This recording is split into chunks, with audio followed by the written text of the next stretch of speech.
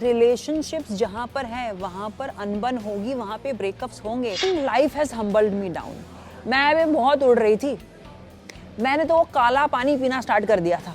अभी 2 दिन पहले श्रद्धा को बताया, सुप्रिया माँ को बताया। अस्सलाम वालेकुम, कैसे हैं आप? वालेकुम अस्सलाम, I am good, thank you so much. आपसे बहुत ही मुद्दतों के बाद मुलाकात हो रही है। जब से रिलेशनशिप आपने अनाउंस की हुई है तब से बहुत ज़्यादा बिजी हो गए हैं। कौन सी वाली रिलेशनशिप अनाउंस की है मैंने? देखिए मैं बहुत एक सिंपल चीज़ कहना चाहूँगी कि क्योंकि मैं इस चीज़ से बहुत गुजर चुकी हूँ। जब हमें प्यार होता है ना, वो कहते हैं ना कि falling in love, you know, हम बहुत ही एक्साइटमेंट से और बहुत ही खुले दिल से उसको अपनाते हैं। मुझे ऐसा लगता है कि we should embrace breakups as well, क्योंकि बिकॉज रिलेशनशिप्स जहाँ पर है वहाँ पर अनबन होगी, वहाँ पे ब्रेकअप्स होंगे। तो जैसे हम फॉलिंग इन लव को खुले दिल से स्वागत करते हैं, वैसे ही हमें ब्रेकअप्स को भी गले लगाना चाहिए और उनसे मायूस नहीं होना चाहिए। तो ये मैं खुद को समझाती हूँ, अब मैं आप लोग को भी समझा रही हूँ कि देखो, अगर कभी ऐसा हो ज़िंदगी में तो मायूस ना हो, बिकॉज ऊपर वाला बहुत बड़ा है यार। सो कहीं ना कहीं ब्रेकअप हो गया, ऐसा कह लें। वो तो तभी हो गया था, मतलब अब यार तुमने प्यार अनाउंसमेंट करी लेकिन तुमने ब्रेकअप अनाउंसमेंट नहीं किया। नहीं यार, प्यार के बारे में तुमने सबको बताया। प्यार क्या है ना, मेरा प्रॉब्लम ये है कि डंके की चोट पे मैं करती हूँ चीज़ें। तो जब प्यार होता है तो डंके की चोट पे, जब ब्रेकअप होता है ना तो मुझे ऐसा लगता है अब इसके बारे में क्या ही बोलूँ लोगों को। सो अब प्यार के बारे में क्या मानना है अंजुम का? प्यार पे भरोसा है या अब नहीं है? प्यार पे ऑफकोर्स है भरोसा यार, क्यों ना हो। प्यार बड़ी प्यारी चीज़ है, यू नो, और प्यार बांटने से बढ़ता है। बिल्कुल सही है ना। जैसे दुख बांटने से कम होता है, वैसे प्यार बांटने से बढ़ता है। तो चाहे वो मेरी जो बेटी है, आई मीन मेरी जो आईवी पेट है, उसके साथ प्यार हो, या किसी लड़के के साथ हो, या माँ बाप के साथ हो, या अपने दोस्तों के साथ हो, या भाई बहन के साथ हो, बहुत ब्यूटीफुल चीज़ है प्यार, और प्यार सबको करना चाहिए। बस मैं इतना कहना चाहूँगी कि कहीं अगर कोई रिश्ता टूट गया है, जैसे मेरी कुछ इतनी सालों की पुरानी दोस्ती, 10-15 साल पुरानी दोस्तियाँ टूट गई हैं मेरी, तो मेरे को वो भी बुरा लगता है कि क्यों गए लोग मेरी ज़िंदगी से। लेकिन वो क्या कहते हैं, change is only the constant, है ना। तो I think we should embrace. लोग आते हैं, लोग जाते हैं, लेकिन जिंदगी चलती रहती है और हमें जिंदगी के हिसाब से चलना पड़ता है। करेक्ट। तो बस वही हो रहा है। और उस दौरान क्योंकि ना क्या है ना, जब आप इतना बड़ा शो कर लेते हो, कुंडली भाग्य जैसा, आप एकता कपूर जी के साथ, शोभा आंटी के साथ आप काम कर लेते हैं, आप इतने धुरंधर डायरेक्टरों के साथ, इतने ब्यूटीफुल एक्टर्स हैं जैसे सुप्रिया माँ है, श्रद्धा, एवरीवन, संजय आई मीन, ऐसे शो करने के बाद जब आपके पास कोई काम ना हो ना, आपको बहुत बुरा लगता है। And I think life has humbled me down. मैं भी बहुत उड़ रही थी, मैंने तो वो काला पानी पीना स्टार्ट कर दिया था। वो अल्कलाइन वाटर नहीं होता, मेरे को कोई नॉर्मल वाटर देता था, मैं कहती थी क्या, ये तो मैं नहीं पीती। ऊपर वाले ने बोला अच्छा, अब मैं चुपचाप मटके का पानी पीती हूँ और अल्कलाइन करने के लिए उस पर नींबू और ककड़ी डालती हूँ और वो पीती हूँ। तो जब आप, I think, you know, when you have money, when you have good work, when you have certain kind of lifestyle, आप थोड़े से ना ऊपर उड़ने लगते हो। तो ये जो 2 साल जो मैंने काम नहीं किया है ना, खुदा ने बोला है कि अंजुम आराम से नीचे। तो अभी मैं जितनी ज़मीन के ऊपर हूँ ना, 6 फुट, उतनी ही ज़मीन के नीचे भी हूँ, मुझे ऐसा लगता है। तो I think life has humbled me down. और जब आप कुंडली जैसा शो करते हो ना, क्यों बदल जाते हैं लोग अच्छा काम मिलने के बाद में? और लाइफ बहुत अच्छी चलती है, काम बैक टू बैक मिलता है, कई सारी चीज़ें होती हैं, लेकिन ना लोगों के अंदर ना बदलाव आ जाता है। एब्सोल्युटली। और ये सिर्फ अच्छा, मेरे साथ कोई ऐसा बदलाव नहीं आता कि मैं किसी को नीचा दिखाऊं, बट मैंने ऐसे लोग देखे हैं जो इतना उड़ रहे हैं कि they will demean you and they will look at you like oh my God, ये कौन आ गई। वो हमने कभी नहीं किया है, बट हमने थोड़े से लाइफस्टाइल। हाँ, मेरे साथ ऐसा हुआ है, बट मैं बताऊंगी नहीं यहाँ पे कुछ। अच्छा, कब हुआ था जो आपको लगा हो यार कि हाँ यार, यहाँ तो ये तो मैं होना डिजर्व नहीं करती थी? हाँ, लाइक यू नो, साथ में ही क्यों, लाइक आपको यू नो, आपके शायद कलीग जो आपके साथ शायद काम पे हैं, और अगर उनको एक ओहदा मिल गया और फिर वो आपसे बात करना बंद कर दे, तो आपको तो बुरा लगेगा ना कि अरे यार, हमने तो शुरू साथ में स्टार्ट किया था। बट ये तो है ही, ऐसे लोग तो होते ही हैं, और हमें ऐसे लोगों को ज़्यादा सीरियसली नहीं लेना चाहिए, मुझे ऐसा लगता है। और ये जो मैं कह रही हूँ ना कि once you do a show like Kundali, उसके बाद आपको नहीं पता कि वैसा दोबारा शो आपको मिलेगा या नहीं मिलेगा। और मेरी यही जद्दोजहद है, मेरी यही दुआ है ऊपर वाले से कि ये खुदा जितना मीठी कैरेक्टर, जितना अमेजिंग किरदार सृष्टि का रहा है, मुझे आने वाले प्रोजेक्ट्स में वैसा ही किरदार कुछ चाहिए तो करने में भी मज़ा आए। बट लेकिन यार एक चीज़ का एक साइड इफेक्ट नहीं देखते हो आप कहीं ना कहीं? एक कैरेक्टर बहुत ज़्यादा हिट जाने का मतलब यार ये होता है यार कि लोग ना कहीं फिर वो टाइपकास्ट कर देते हैं, या तो हर कैरेक्टर को उनको सृष्टि ही बनाना है, या वो ऑफर भी आपको सेम ही करेंगे। मतलब कहीं ना कहीं लोग उसके आगे फिर कुछ सोचते नहीं है।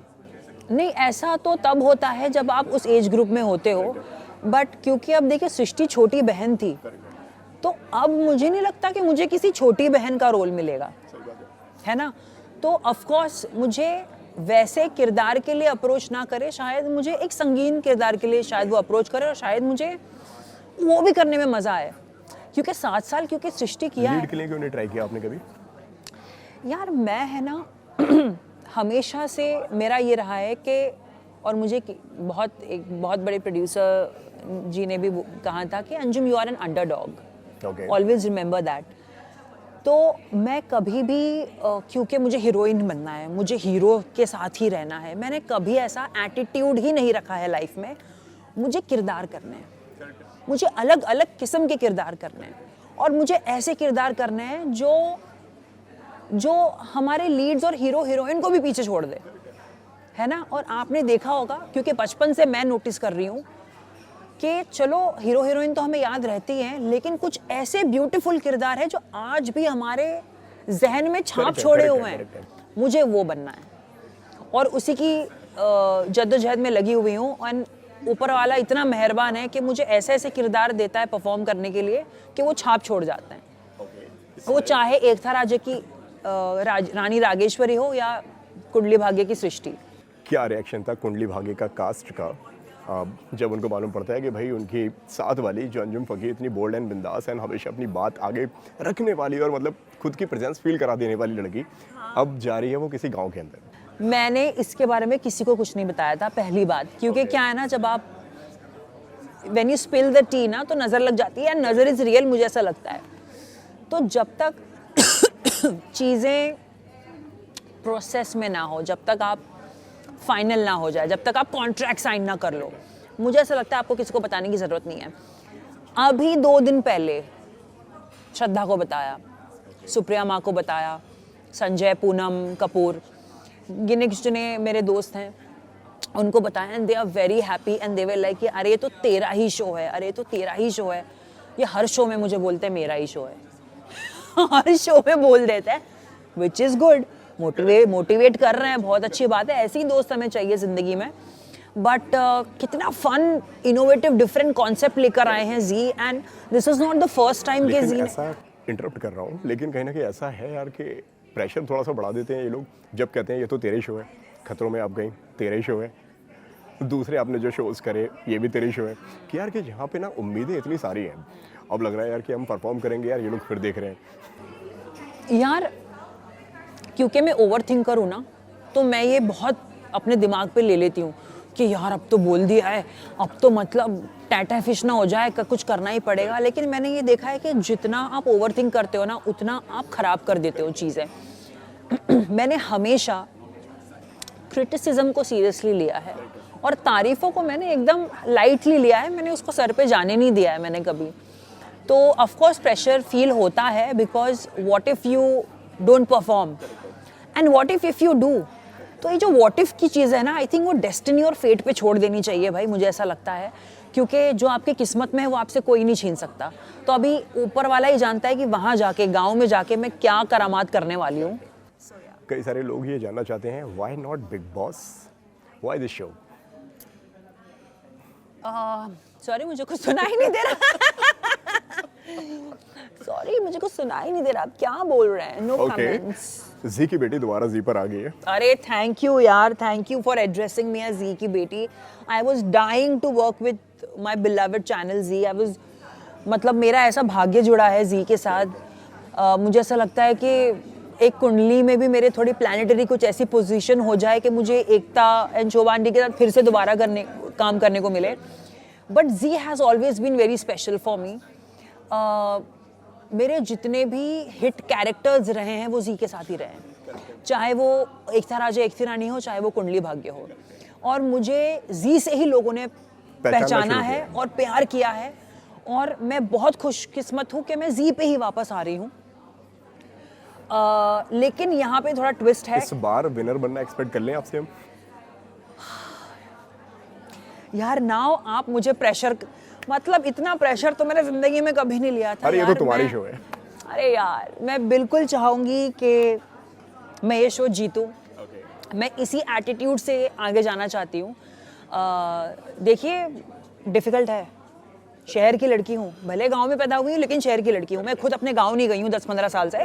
यहाँ पे मैं किसी दूसरों के गांव में जाऊँगी, वहाँ पे लोग कैसे होंगे, उनकी तहजीब अदब क्या होगी, वो लोग कैसा खाना खाते होंगे, कैसे रहते होंगे, ये सब मतलब डील करना। क्या बोला गया था आपको पहली जब उन्होंने ब्रीफिंग दी आपको, या पहली बार उन्होंने आपको बुलाया या बताया कि यार कि इस तरह का शो है, हम ये कॉन्सेप्ट लेकर आ रहे हैं, ये शो हमने बनाया हुआ है लेकिन किसी और लैंग्वेज के अंदर, पहला रिएक्शन क्या था आपका?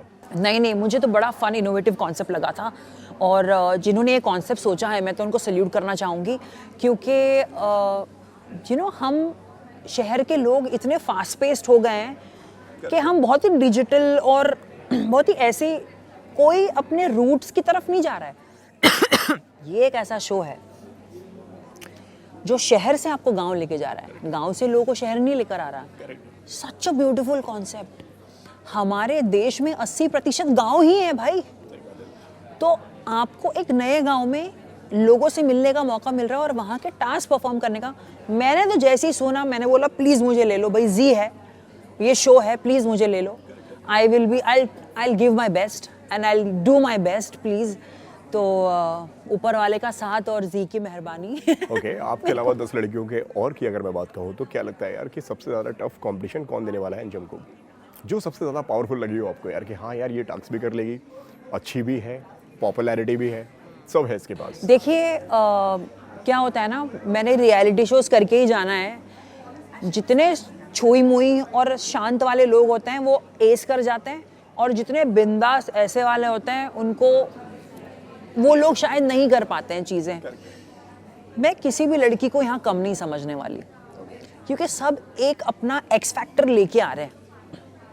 कोई अगर टास्क परफॉर्म करने में अच्छा होगा तो कोई रिश्तों में अच्छा होगा, कोई गांव वालों के साथ अच्छा होगा तो कोई कहीं पर भी। सो यू नेवर नो कि कौन सा कहाँ क्या चल जाए। तो मुझे ऐसा लगता है कि पूरे 10 लड़कियाँ मेरी कंपटीशन है, और मुझे थ्रेट सभी से हैं, और एक एक करके मैं उनको एलिमिनेट करना है। ओके, जाते जाते जो भी कहना चाहें आप आपकी ऑडियंस से, काफ़ी लंबे समय के बाद में आप उनसे रूबरू होने वाली हैं, जो भी बोलना चाहें आपके वर्ड्स में, आपके अल्फाज में, आपके दिल की बात। मैं बहुत ही शुक्रगुजार हूँ, आप लोगों ने मुझे इतना प्यार दिया इतने सालों से। मेरे भाग्य के साथ जुड़े हैं आप सब, सृष्टि को इतना प्यार दिया। मैं चाहूँगी कि आप, मैं जो हूँ अंजुम जैसी है रियल में, आप उसको भी उतना प्यार दें।